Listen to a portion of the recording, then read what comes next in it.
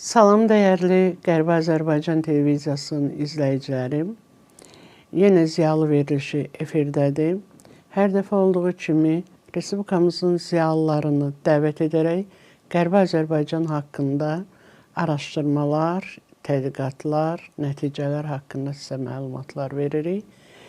Bəzi tədqiqatlarda Qərbi Azərbaycanın coğrafiyası, tarixi, folklor nümunələri, etnoqrafik nə varsa, geyim, aşıq sənəti, rəqslər, adət-ənənələr araşdırılır. Bəzi araşdırmalarda isə sırf Qərbi Azərbaycanın toponimləri və yaxud da etnotoponimləri və ya antrotoponimləri və yaxud da digər sahələr, onomastik vahidlərin demək olar ki, hamısı, bəzilərində dil məsələləri tədqiqat əsərləri olaraq sizə təqdim edilir.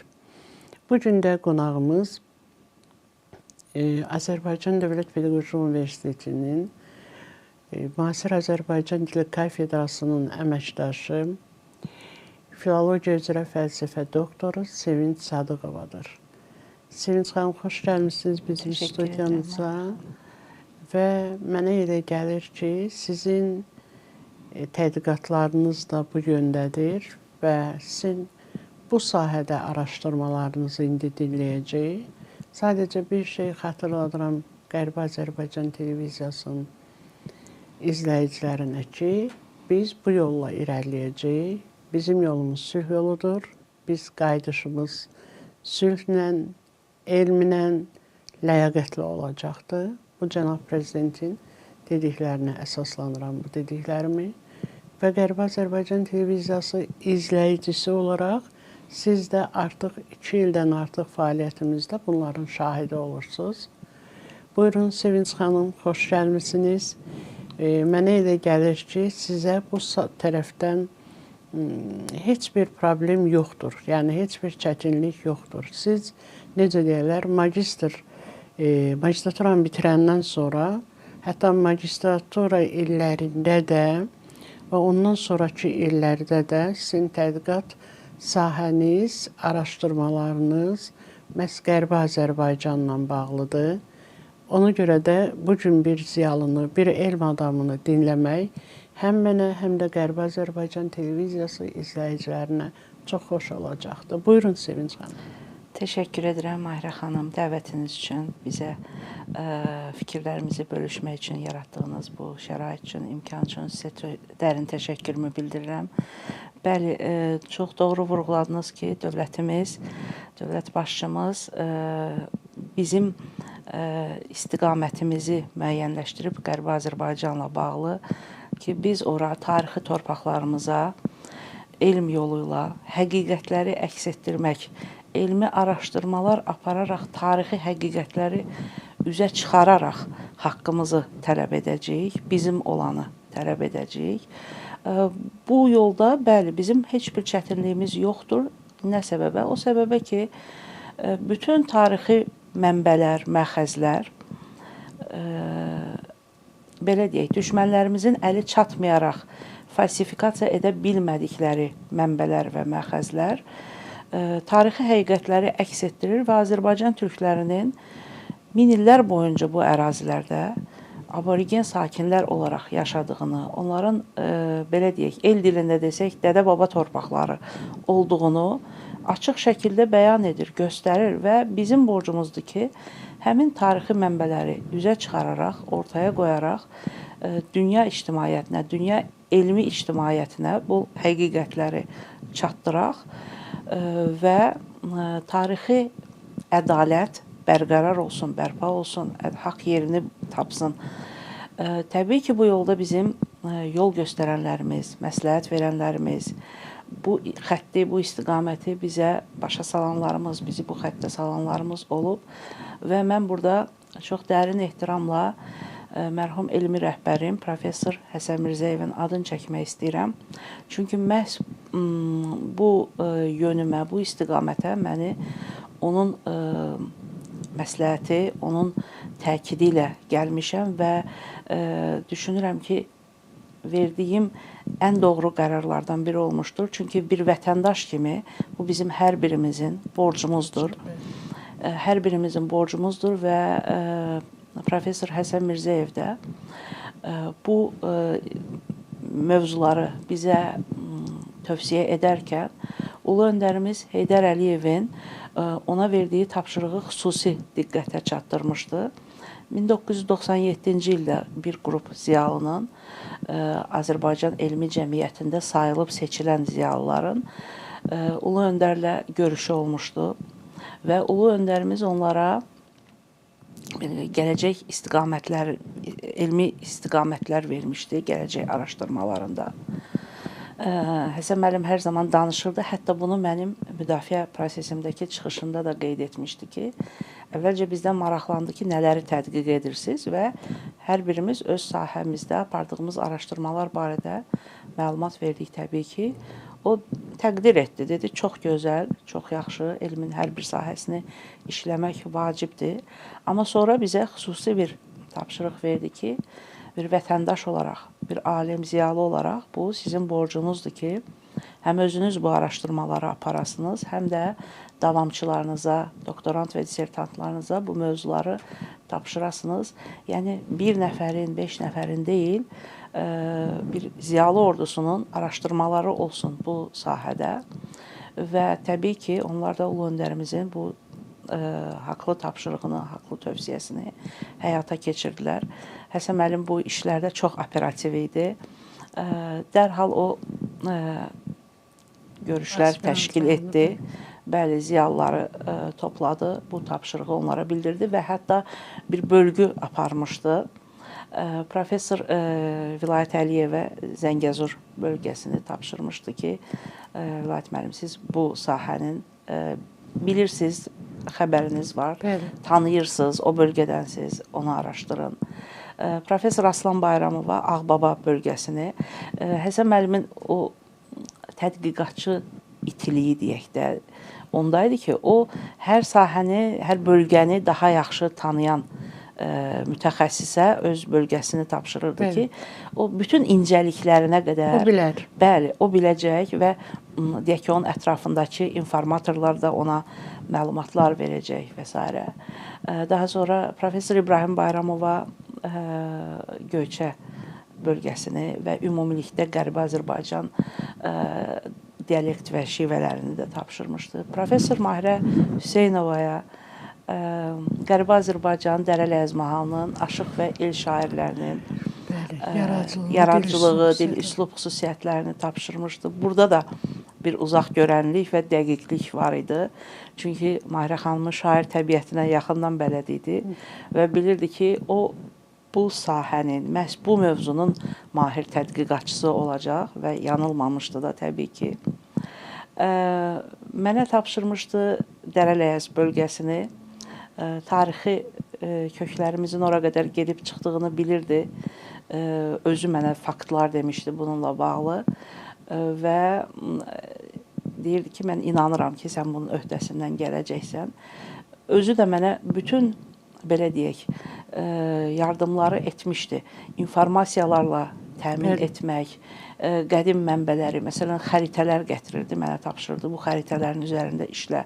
Tarixi xəritələr, hansı ki, Rusiya imperiyasının, Çar imperiyasının dövründə tərtib olunmuş, ən məşhuru 1903-cü ilə aid hərbi topografik xəritə idi ki, deyildi, bunu hər millimetrinə qədər işdə nə var burada, bütün xırda mikrotoponimlərə qədər hamısının siyahısını tut, araşdır, qədim mənbələr üzrə araşdır, başqa xəritələrlə müqayisə et, bax gör sonraki dövrlərdə hansı adlar dəyişilib, hansı adları siliblər və yaxud başqa mənşəli, yad mənşəli adlarla əvəz ediblər.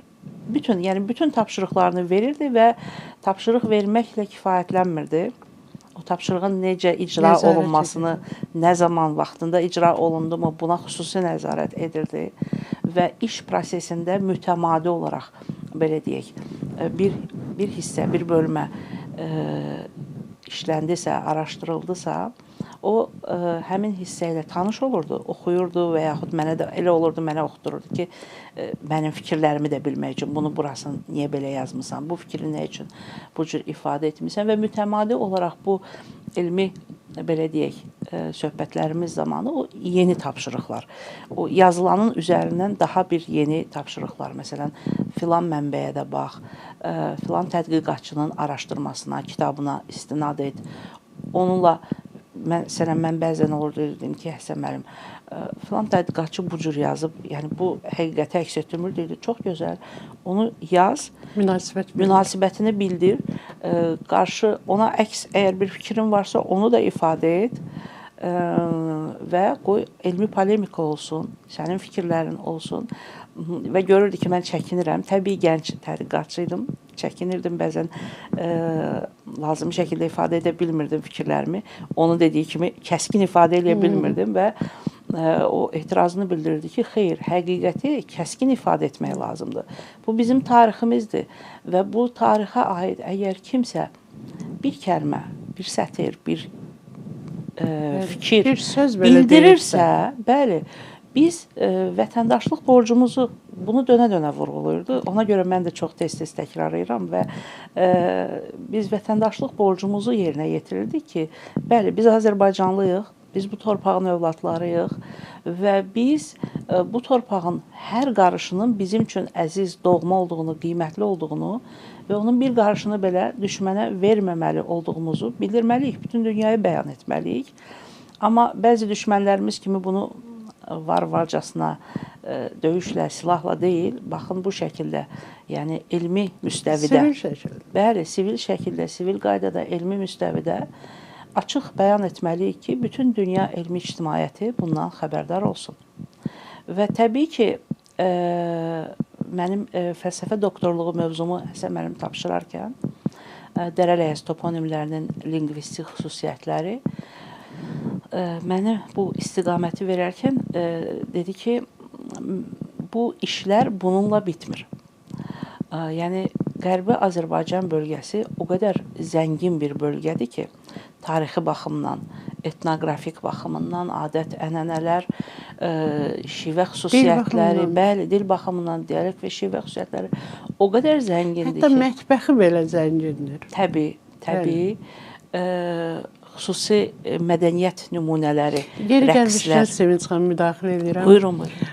Yəni, mən hətta ifadə edə bilmirəm, mən dilçi olsam da, mənim anam, təbii ki, Həsən müəllimin bacısı, Nazlı xanım, 92 yaşında dünyasını dəyişdi və ömrünün sonuna qədər, bax, dünənki ilaxır çərşənbəni necə var, o, yəni, öz yerli Qərbi Azərbaycanda olan adətlərlə davamlı olaraq Bakıda yaşadığı illərdə də, Naxçıvanda yaşadığı illərdə də davam etdirdi və yeri gəlmişkən də buradan televiziyamızın qarşısında əyləşən Qərbi Azərbaycan televiziyasını izləyən bütün tamaşaçıları, bütün xalqımızı məhz bu bayramlar münasibəti ilə siz də, mən də təbrik edirik və xalqımıza daha sülh şəraitində, əmin-amanlıqla öz dədə-baba torpaqlarına qovuşacağı günü gözləyərəkdən, irəliləyərəkdən bir daha təbrik edirəm, göz aydınlığı verirəm və dünyada sülhün bərqərar olmasını bir ana kimi, bir Azərbaycan vətəndaşı kimi istəyirik. Hər birimiz, Sevinç xanım, siz də, mən də və bu məqamda onu da qeyd eləmək istəyirəm ki, təbii siz doktorluq işinizdən danışacaqsınız, amma bu məqamda həm də onu qeyd etmək istəyirəm ki, bir sıra adət-ənənələr var idi ki, o adət-ənənələr bizim yaddaşımız yaxşı silinməyibdir. Yaddaşlarımızda yaşayır, əməli həyata keçiririk. Gün o gün olsun ki, elə o torpaqlarda, öz torpaqlarımızda, öz babalarımızın uyuduğu torpaqlarda gedib onları qeyd eləyək. Məncə o ruhlar da şad olar.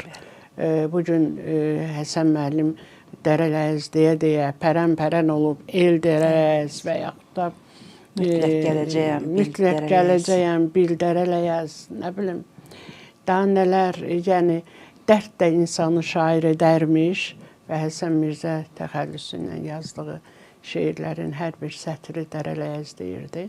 Ona görə də həmin günlər mən əminəm ki, onların ruhu da şad olacaqdı və bir də onda onların ruhu şad olacaq, yolumuz daha rəvan olacaq ki, sizin kimi tədqiqatçılar hər biri bu yolda davamlı olaraq yolundan dönmədən gedəcəklər. Bu həm gələcək işlərinizdə, eyni zamanda hal-hazırda tamamlamaq üzrə olduğunuz doktorluq işində də Qərbi Azərbaycan mövzusu davam eləyir. Nəyi tədqiq edirsiniz Sevinç xanım? Mahirə xanım, çox düzgün vurğuladınız ki, fəlsəfə doktorluğu mərhələsində artıq gələcək tədqiqatlar üçün elmi rəhbərim mənə istiqamət vermişdi və fəlsəfə doktorluğu dissertasiyamda bir bölmə var idi.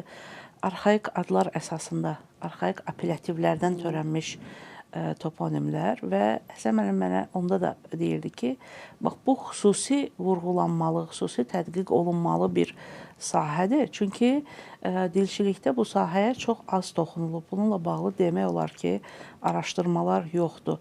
Arxaizmlərdən danışılıb, amma bunların Qərbi Azərbaycan dialekt və şivələrində yaşaması və yaxud itənlər, silinənlər, izlərinin tapılması, üzə çıxarılması, bu məsələlər hələ tədqiq olunmuyub və bu araşdırmaların əsasını Həsən müəllim əslində elə o dövrdən mənə tapşırmışdı və 2012-ci ildə mövzum təsdiqlənərkən, doktorluq dissertasiyası mövzum, Qərbi Azərbaycan dialekt və şivələrində arxaik, leksik və qrammatik vahidlər mövzusu təsdiqləndi. Biz bayaqdan vurğuladıq ki, Qərbi Azərbaycan əhalisi həmin ərazinin aborigen əhalisi olaraq min illər ərzində orada yaşayıb və Azərbaycan xalqının bütövün bir hissəsidir. Yəni, dil xüsusiyyətlərində də nə qədər qədim elementlər varsa, Azərbaycanın digər bölgələrində, regionlarında olan qədim elementlər varsa, biz onları Qərbi Azərbaycan dialekt və şivələrində də bəzən hətta daha artıq müşahidə edirik. Doktorluq dissertasiyamda tədqiq etdiyim bu məsələ birbaşa qədim dil abidələri və Qərbi Azərbaycan dialekt və şivələrinin müqayisəli təhlili üzərində qurulub. Çünki qədim yazılı abidələrimiz, ədəbi dil nümunələrimiz yaşayan tariximizdir və biz onlara istinad edərək, belə deyək, nəinki Azərbaycan elmi mühitində, bütün dünya elmi ictimaiyyətinə Qərbi Azərbaycan dialekt və şivələrinin də nə qədər qədim bir tarixi olduğunu sübut edə bilərik, sübut edirik də. Çünki dil xalqın tarixidir. Dil xalqın tarixidir və xalq hansı inkişaf yolunu keçibsə, hansı mübarizə yolunu keçibsə, dil yaranıb, xalq inkişaf edib, dil inkişaf edib və bütün o inkişaf yolunu dil özündə əks etdirir. Dilin tarixi yaddaşında qorunub, saxlanıb və bəzi elementlər var ki, leksik və qrammatik elementlər var ki, bunlar bugün müasir dildə işlənmə xüsusiyyətini itirib, işləklikdən düşüb, amma yəni müasir ədəbi dildə. Amma dialekt və şivələrdə qorunub, saxlanır. Onlar bizim tariximizin canlı qoruyucularıdırlar. Və professor Həsən Mirzəyev bu mövzunun tədqiq edilməsini niyə, belə deyək, çox narahatçılıqla dilə gətirirdi? O bildirirdi ki, Qərbi Azərbaycan əhalisi kompakt yaşayışdan məhrum edilib. Biz tarixi baxanda bilirik ki, dəfələrlə deportasiyaya məruz qalıblar. Azərbaycan Çar Rusiyası tərəfindən işğal edildikdən sonra mərhələ-mərhələ deportasiya prosesləri həyata keçirilib. Elə 20-ci əsrin özündə dəfələrlə deportasiya olunublar. Ən son isə 1988-ci ildə bu prosesi məlum qüvvələr yekunlaşdırdılar və Qərbi Azərbaycan əhalisi kompakt yaşayışdan məhrum oldu. Onların bir hissəsi Bakıda məskunlaşdı. Pərən oldu. Bəli, elə bu cür deməliyik ki, bəli, pərən oldular. Bir hissəsi bölgələrdə məskunlaşdılar, bir hissəsi Bakıda, hətta məsələn Rusiya ərazisinə, Türkiyə ərazisinə köçdülər. Yəni dialekt və şivə xüsusiyyəti də elə bir cəhətdir ki, elə bir xüsusiyyətdir ki, bu kompakt yaşayışda qorunub saxlanır.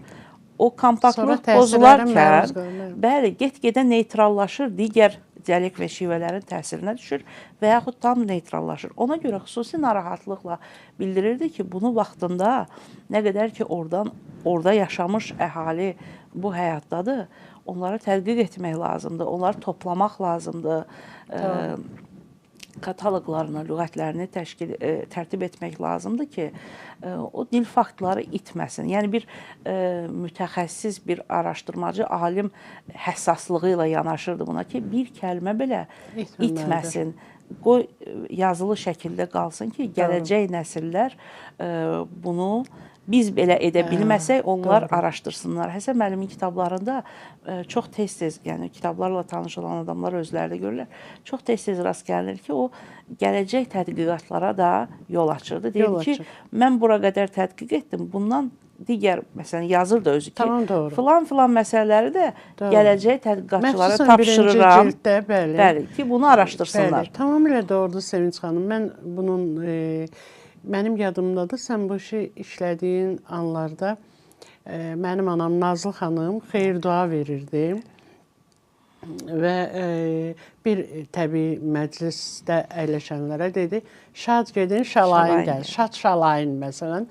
Sən o dəqiqə onu vurguladın ki, bax bu da çox maraqlı məqamdır, dil faktıdır da, tək bir dil faktı kifayət edir ki, bunu klassik ədəbiyyatla müqayisədə harda yaşayır, dialektdə olan bu ifadə daha klassik ədəbiyyatda harda yaşayır. Bunlar hamısı tədqiqatın aparıcı izlərdir. Sən o kompakt yaşayışı dağıldığı bir məqamdan danışdın.